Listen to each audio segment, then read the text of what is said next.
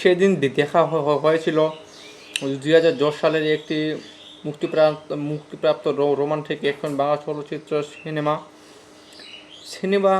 সিনেমাটি পরিচালনা করেছে সুজিত মণ্ডল। ছবিটি মূল তেলুগু সুপারহিট এবং বাংলা রিমেক হলেও নিজের আবেগঘন উপস্থাপক, গ্রাম বাংলার পরিবেশ এবং পারিবারিক টানাপোড়েনের কারণে এটি একটি আলাদা জনপ্রিয়তা অর্জন মুভি। গল্পের শুরুতে উত্তরবঙ্গের এক গ্রামকে ঘিরে, সেখানে নীলকান্ত রায় নামে এক প্রতিভাশালী ও সম্মানিত ব্যক্তির বাস। গ্রামের মানুষ তাকে অন্তত শ্রদ্ধা করে। তার দুই মেয়ে কবিতা এবং নন্দিনী তার জীবনের সবচেয়ে মূল্যবান সম্পদ।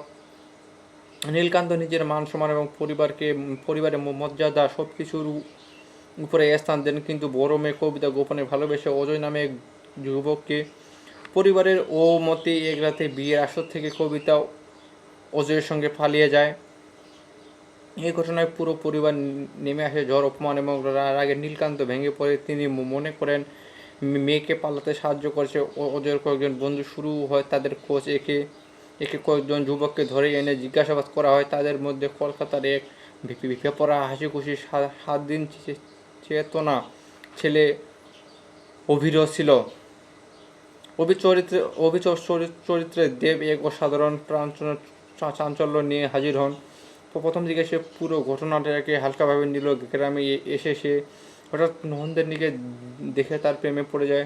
মন্দিরের শান্ত পরিবেশে নন্দী তাকে প্রথম দেখাতে সে মুহূর্ত থেকে অভির জীবন পরিবর্তন হতে শুরু করে।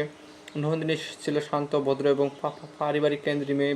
বাবাকে সে খুব ভালোবাসে এবং তার সম্মান রক্ষার জন্য সবকিছু করতে প্রস্তুত। তিনি ধীরে ধীরে অভির সরলতা, সরল এবং আন্তরিকতা তাকে আকৃষ্ট করতে শুরু করে। যদিও প্রথম দিকে কেউ সরাসরি নিজের অনুভূতি প্রকাশ করতে পারেন না।